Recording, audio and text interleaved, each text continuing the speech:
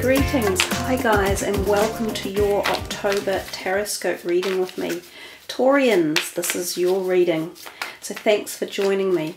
6 card spread using the Morgan Greer, and then a beautiful chakra energy card at the end to also bring in higher vibrations and empowerment. So let's see what's in store for you guys. Taurus October. Okay. The first card is the present, the second card is hidden influences, the third card is obstacles, the fourth card is the attitude of others, the fifth card is what you should do for the month, and the sixth card is the outcome or overall energy. Okay, so we have the kind of soft cards in the middle there. Oh, 3 cups all in a row. I hadn't really noticed that. You've got 3 court cards, the Page of Swords on the right, the Page of Pentacles on the bottom, and the Queen of Cups in the middle. So 2 swords, 3 cups, and a pentacles overall. No major arcana cards. So it looks as though October might be a little more settled, or not settled, but not as much of a major month as perhaps previously with September and October with the eclipses that were around. So let's start the reading off. I quite like the colouring in it. I like the red and orangey influences coming in through these 3 cards, and I think to myself there's a degree of thinking about the lower chakras in your body, so that base chakra and the sacral chakra area. Anyhow, we start off with the 9 of Swords on the left hand side, and this is how you are walking into the month of October and the energy around. Now the 9 of Swords is often seen when we have times of disturbances in our sleep or the inability to sleep, such as insomnia, and feeling anxious at night, or due to the fact that we have a lot on our mind. Now it's brought about by the self. We're tied up here and we feel as though we're tied up and we can't get out. But the reality is, with a few good practices in place, the anxiety, if there is any, and the worry can be dealt to, and also the sleeping can be dealt to a degree. I know a lot of people suffer from sleep issues. I myself do. I've been an insomniac for many, many years. But there are ways of trying to address it, such as going to bed a bit earlier, turning off technology in particular, reading a book for half an hour before you actually turn the light off, having a drink of milk or other foods that are recommended for nighttime, not, alcohol or drugs or high acid type foods, being calm, doing a meditation, making sure your bed is comfortable, your air in the bedroom is at the right temperature, and so on and so on. It can be a time when you will have astral dreams and strange dreamscapes going on, and some of them might be a little bit frightening, but often this is actually part of a growth or development within your soul or spirit as you climb up new levels. So again, the information can be pertinent and important, and try to come to terms with it and accept it for what it is, and not be frightened of it, but be more perhaps interested in figuring it out. So it just talks to us a little bit about anxiety, that card, and as I say, the need to measure the anxiety and keep it under control is the main message, I think, of the card. And what brought you to that point when we started October, we don't know. It could be anything from daily stresses to worrying about a long-term issue that's been on your mind, or relationship things, or financial. It's hard to say. But I think helping to put things in perspective and looking further afield, or the opposite of that is just being in the now and not worrying too deeply about possibly what can go wrong, is also a potential way of helping to relieve anxiety. Now the next card is the hidden influences around, and that is a beautiful card, the 6 of Cups, and even the picture on it is joyful to look at. So these are hidden influences, and the 6 of Cups is often about going back in time and remembering childhood pleasures or people that you had around when you were young. Some of you might attend functions or school reunions, or bump into an old friend that you didn't know that you were going to meet. Some of you might even reunite with ex-lovers. There is a possibility when this card comes around. So these will be generally a positive vibration, and they will perhaps help uplift you and bring about, really special heart feelings of that wonderment when you're a child, when life is seemingly happy and full of laughter and love and fun. So that's a nice card to come after this one here, where there was this little bit of doubt, self-doubt and self-worry. We come to the third card, which is the Queen of Cups, and she is the obstacles, and she is actually looking directly at this cup. So I wonder if she's somehow associated with this love issues. Now, some of you, this might be the old lover, and there could be obstacles around this person, or if it's not the old lover, it might be the old lover's partner, current partner.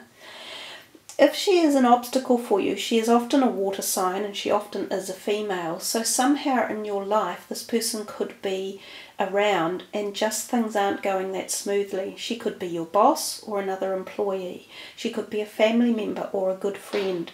So if there are obstacles within the relationship, it would pay to think why and what can I do to solve this, to help it actually become less of an obstacle.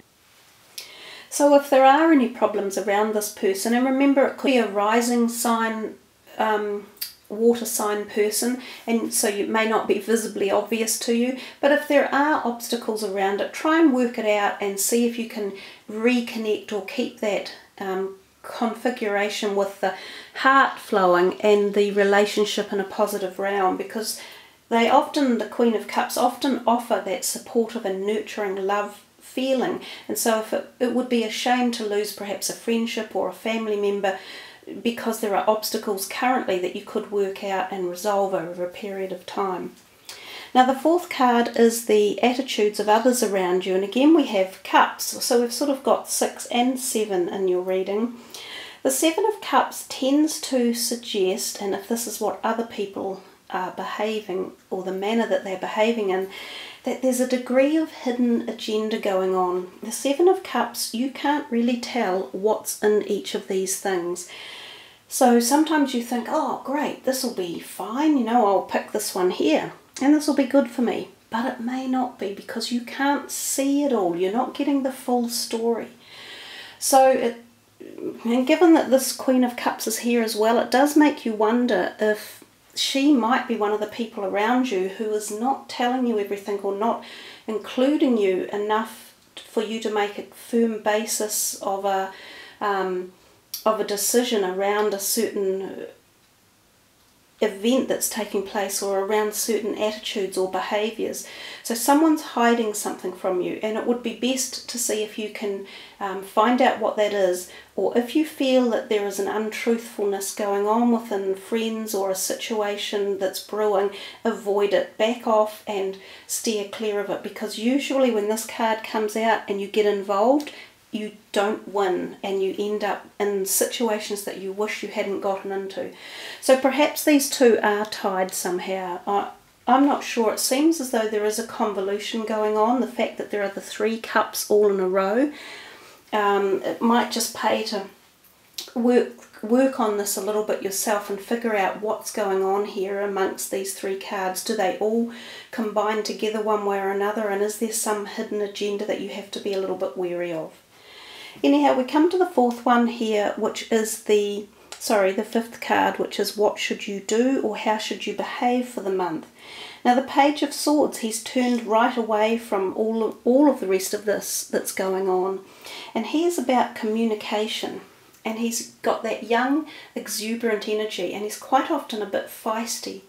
So it's almost suggesting to you that you need to stand up for yourself in the month of October and have a little bit of determination and perhaps communication, and also turn your back on some of these situations. Definitely turn your back on this conglomeration of stuff going on here. So it's about, it does feel as though there's some tension in the air, I guess, after we've gone through the reading and formatted it and what's kind of come out when I've been talking. there is some tension in the air, and there's a degree of turning your back on it, not getting involved with things that are not right for the month, and using communication. But be careful how you use it. You don't want it to be misconstrued against you. Also, this Page of Swords, he's young, he's coming in, he's inciting energy in one way or another, and it's communicative energy. So he can often get things started at the written level. It can be contractual things. So there may be some activity around new contracts forming for you, or the signing of legal documents, and that also might be what this card suggests. So some of you might be purchasing something or investing in something or having to sign documentation that's actually important, and it requires your services to do so. We come down here to your overall card energy, and here's the Page of Pentacles. So again, we've got this young energy coming in. There could be young people in the month for you that you are either spending your emotional time or energy on. They could be your siblings or colleagues or a child one way or another, and they might require your extra attention. The other thing about this Page of Pentacles is here's quite often the offer of new employment coming in. So some of you may be seeking that, you may be putting your CVs out there. This is what the signing of the documentation could be, a new job offer. You know, there's potentiality for all that to be in there as well, and maybe that's what you've been worrying about. You may have been worrying about career or finances. So your thoughts can well be on finances and career when this Page of Pentacles turns up as well. So the month is it's an interesting one. We've got things going on at the mind level with you, and you're contemplating all this about your finances and structure, and possibly changing jobs and new directions and new opportunities for finances coming in that require perhaps your attention and documentation and signing of things. And then we've got these people all mixed in here as well.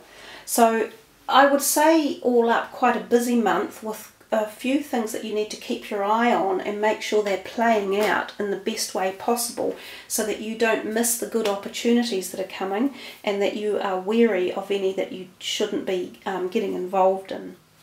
So Taurus, guys, let's see what is in store for you with the chakra cards.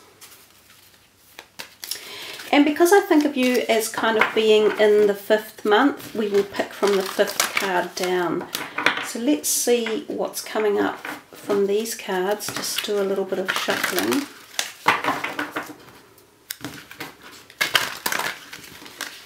One more.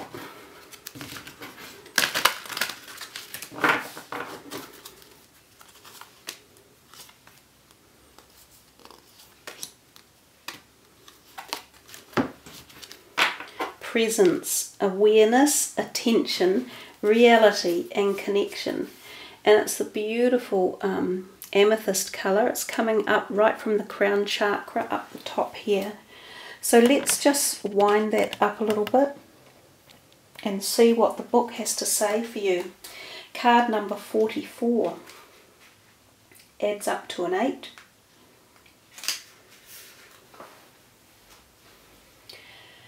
A path of miracles is unfolding right now in this moment. You must be present to win.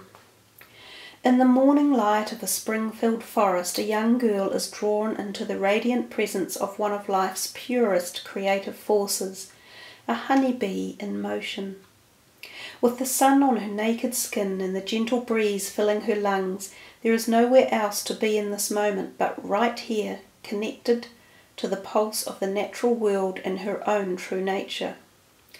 In this space she cannot help but smile from the very centre of her being. This moment may only last a few seconds, but within this window miracles abound. Now here's the message of the card. In the increasingly hectic lifestyles we lead these days, we are often lured by the pull of multitasking.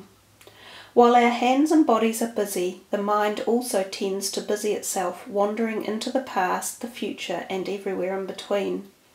It has become extremely common, and in many cases acceptable, to be less fully present in life. Remember the very first card you had in the reading, the 9 of Swords, and I said at one point it was about coming back into the now, being in the present moment, that helps relieve anxiety. So if any of you are suffering from any anxiety, it would seem that they are giving you this double message here for you to really take on board about coming back into the present point in time. And yeah, as they said, not multitasking, being just in the now and in the moment. So sorry, but I just had to say that. I'll carry on reading.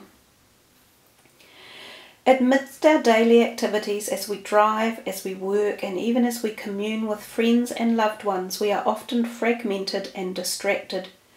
In this state, we do not even realize the magic we are missing. This card is a bold invitation to bring your presence back to the moment and to see what great gifts are ready to unfold right here and now where you are. Practice catching yourself when thoughts or actions stray from your immediate experience. Become aware of your thought patterns and gently bring yourself back to the moment with the knowledge that right now you are right where you need to be. Even when a situation genuinely needs to change, often the best first step is to bring our awareness back to what it is. When we are busy putting all our thoughts and energy into the past or the future, we do not see the spiritual support and the blessings that are present in each moment. This card encourages you to gently bring yourself back from dwelling anywhere other than in the now. By being fully present, we are able to recognize and utilize the guidance available to us. Stop for a moment and bring your full attention to this present moment. Bring your awareness to your breath, to your body and surroundings. What can you hear and what do you smell in the air? What would happen if you brought to this moment your wholehearted presence? Allow blessings and glorious new opportunities to flow into your life now and be fully present to perceive and receive them. Affirm to yourself that you are right where you need to be in this moment, knowing that there are no limits to what the universe can deliver through the doorway of your presence. Be here now. And I think that needs to be your mantra for the month, actually, Taurus. Be here now, and don't be fretting or worried about the possibility of something going wrong or this happening or that happening. Come back and just enjoy this very moment in time for the gifts it is offering, because every moment truly does have magic in it. So hey, thank you guys. Thank you for listening, liking and subbing. I love doing the readings for you. So wherever you are listening from around the world, I wish you a month full of amazing, illuminated presence. So take care, be safe, be happy. Much love. Namaste.